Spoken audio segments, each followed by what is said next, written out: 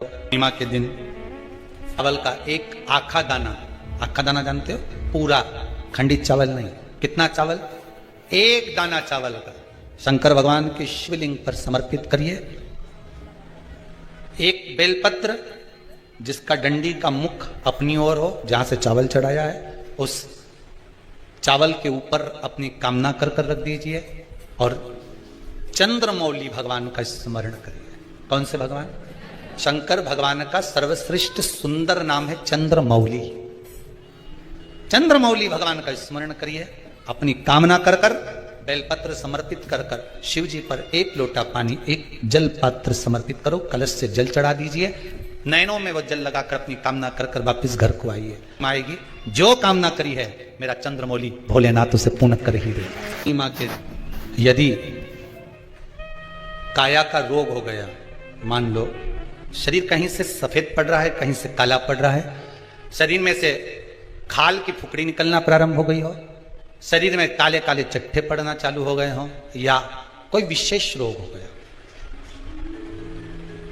कोई विशेष में रोग है, बीमारी है, काया बेकार हो रही है, तो सीधी सीधी बात शिव महापुराण की कथा कहती है, सुंदर आनंद में श्रवण कर कर आप अपने जीवन को, ये पूर्णिमा शिव महापुराण की कथा कहती आ रही है। कुछ नहीं करना, पीपल का एक पत्ता, उस पत्ते पर थोड़ा सा चावल, पूर्णिमा की रात्रि को अपने हाथ में लेकर, अपने नयनों से लगाकर, शरीर पर से स्वयं उतार कर उसको दरवाजे के पास रख दीजिए। पूर्णिमा की रात्रि को पूर्ण होने पर उस चावल को दूसरे दिन सूंघ कर बहते हुए पानी में डाल दीजिए। महाराज कितने भी रोग से ग्रसित हो गए, पीपल का एक पत्ता 52,000 ब्राह्मण की साक्षी कराता है। महाराज बहुत ध्यान देना, पीपल के वृक्ष में स्वयं नारायण का, मेरे कृष्ण का वास है। स्वयं भगवान गीता के अंतर्गत कहते हैं कि मैं पीपल का वृक्ष हूं, नारायण उसी में 52,000 ब्राह्मणों का वासा एक पीपल के पत्ते में होता है। और आपको पहले भी कथा में कहा, गाय ब्राह्मण बहन बेटी ये सब काल का हरण करने वाले हो, काल को हरने वाले। जितनी पूर्णिमा के व्रत हैं, जितने 12 महीने जो पूर्णिमा पड़ती है, पूनम पड़ती है, ये भले दुनिया के लोग कहते हैं कि ये भगवान राधा और कृष्ण से संबंध, हम और कृष्ण से संबंध रखते हैं, पर इनका यदि सही संबंध समझा जाए, इनके सही संबंध का यदि स्मरण करा जाए, इनके सही संबंधों का यदि वर्णन किया जाए, तो शिव और चंद्रमा के जो मिलन का केंद्र बिंदु है वही पूर्णिमा है। केवल एक पूर्णिमा वहीं तक नहीं रही कि भगवान कृष्ण और राधा जी ने रास किया, केवल वहीं तक उसकी सीमितता नहीं है। लक्ष्मी पूर्णिमा के कितने व्रत होते हैं? बोलते जाओ जरा, जल्दी जल्दी बोलो। पूर्णिमा के नारियों को, स्त्रियों को अखंड सौभाग्य के लिए, जो नारी वैधव्य नहीं होना चाहती है, उस नारी को पूर्णिमा के कितने व्रत करना चाहिए? जिस नारी के यहाँ संतान नहीं हो, औलाद नहीं हो, उसको पूर्णिमा के कितने व्रत करना चाहिए? जिस नारी का पुत्र, पति बहुत बीमारी से ग्रसित हो, लग रहा हो कि ये मेरा बेटा बहुत बड़ी बीमारी में घिरा हुआ है, तो नारी को कितने व्रत करना चाहिए? स्वयं भगवान कृष्ण ने माता यशोदा को द्वापर में भी बताया है कि पूर्णिमा के 32 व्रत होते हैं। कितने व्रत होते हैं? 32।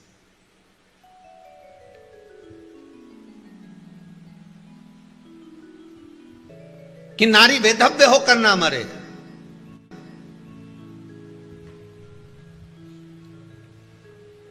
उसका पति कोई रोग से ग्रसित ना हो, उसका पुत्र किसी रोग में ना पड़े। अरे भाई कितना सुंदर संवाद लिखा है, अगर किसी माता का पुत्र मान लो किसी नशे में डूबा हुआ है, कोई नशा कर रहा है और गलत नशा है, आपको लग रहा है कि ये नशे में डूबा हुआ है, आपको लग रहा है कि ये गलत जगह पर डूब गया है, आपको लग रहा है कि मदिरापान में, मांसाहार में, या अधिक गांजा आदि जो भी नशे होते हैं, जितने भी नशे उसमें डूब चुका है, और माँ उसको समझा रही है तू नशे में मत डूब, तू इस काम को मत कर, तू ये गलत कर्म मत कर। माँ उसको समझा समझा कर हार गई। तो मेरा माताओं से निवेदन है, आप उसको समझाना बंद कर दो, एक काम करना प्रारंभ कर दीजिए। हमें जो शिव महापुराण के माध्यम से शास्त्र कह रहा है कि आप 32 पूर्णिमा के व्रत प्रारंभ कर दो। उसमें करना क्या है आपको, केवल जिस दिन व्रत रहे रात्रि के समय पर कोई भी मीठा कुछ भी सामग्री आप चंद्र की रोशनी में, चंद्र को अर्घ देने के बाद, पूजन करने के बाद उसको रखो, और वही सामग्री जो नशा कर रहा है उसको पूर्णिमा के दूसरे दिन उसको खिलाओ।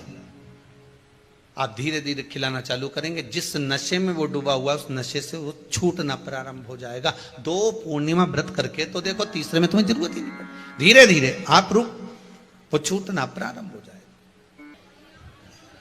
मान लो किसी नारी का पुत्र या पति रोग से ग्रसित हो,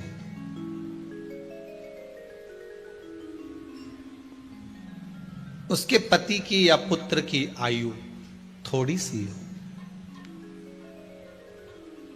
तो हे कृष्ण, उस नारी को कौन सा व्रत धारण करना चाहिए या किसकी पूजन करना चाहिए? ये कुरुक्षेत्र की भूमि का संवाद है।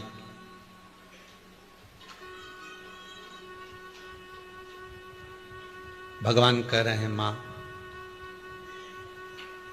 अगर नारी अपने पुत्र और अपने पति के लिए, उसकी उम्र की वृद्धि के लिए, रोग मुक्ति के लिए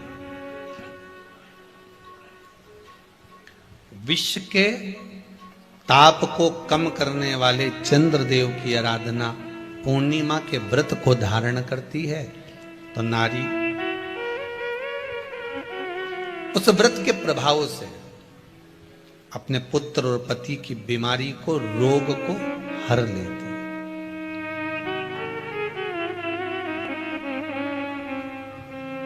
रोग का हरण कर लेती।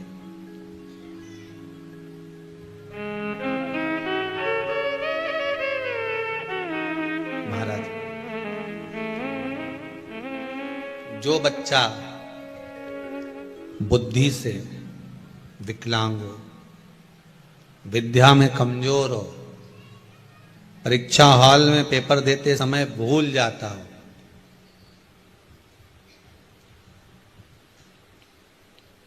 विवेक काम ना करता हो, तो निवेदन है किसी भी पूर्णिमा की रात्रि को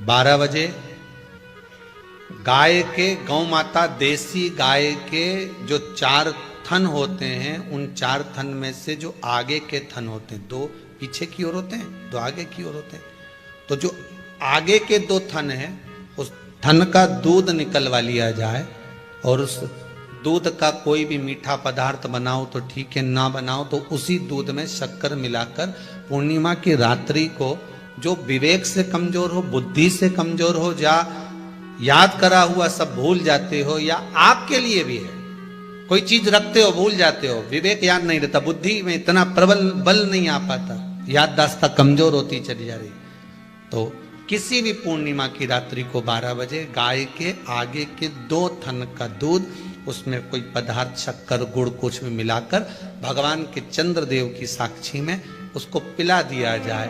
महाराज, बार बार पिलाने की जरूरत ही नहीं पड़ेगी, एक ही बार में काम कर जाएगा और विवेक पूर्ण तरह से कार्य करने जाएगा। देसी गाय के आगे के 2 थन का दूध बड़ा प्रबल होता है।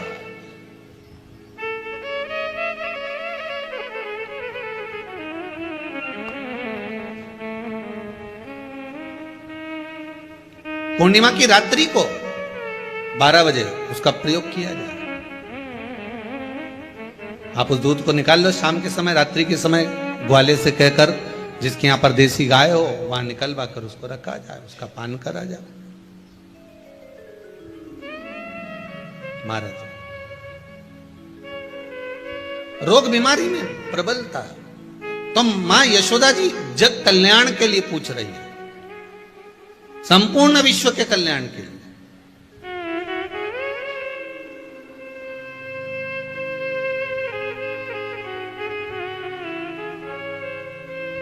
अरे कितना सुंदर संवाद है। स्कंद पुराण में समुद्र मंथन की तिथि, नक्षत्र, घड़ी, पल सब कुछ लिखा हुआ है कि समुद्र मंथन के लिए देवताओं ने इंतजार करा था। कब?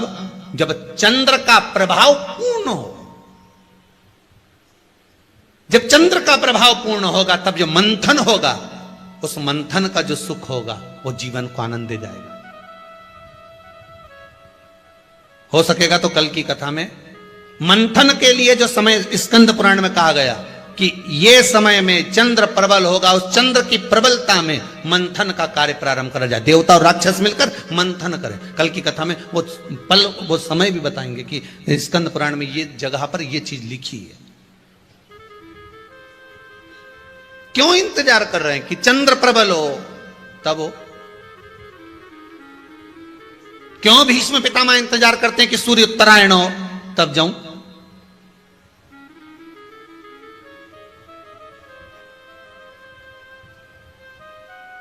जब देवता 33 कोटि देवता उस चंद्र के इंतजार में रहते हैं कि ये चंद्र प्रबल होगा, तब जाकर ये चंद्र यहां पहुंचेगा, तब जाकर हम मंथन करेंगे, तब जाकर वो अमृत मिलेगा, और उस अमृत को देवता धारण करेंगे तो वो आनंद पा जाएंगे। तो हम क्यों शरद पूर्णिमा छोड़ें? हम क्यों एक एक पूर्णिमा छोड़ें? एक एक पूर्णिमा के महत्व को जानिए। कोई पूर्णिमा साधारण नहीं है, कोई प्रदोष साधारण नहीं है, कोई शिवरात्रि साधारण नहीं है।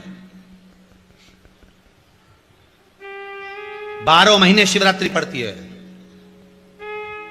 12 महीने में प्रदोष पड़ते हैं, पर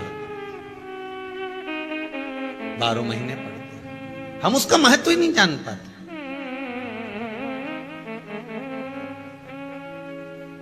कौन से प्रदोष पर क्या करना है, कौन सी पूर्णिमा को क्या धारण करना है, कौन सी शिवरात्रि पर।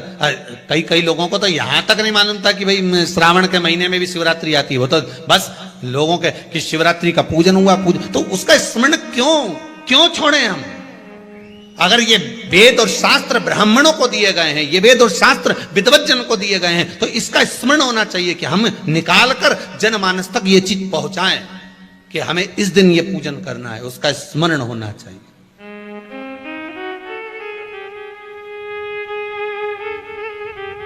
और वो सुख देने वाला।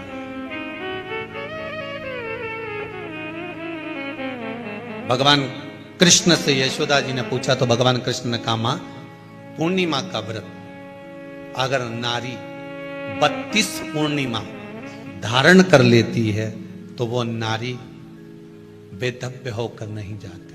पर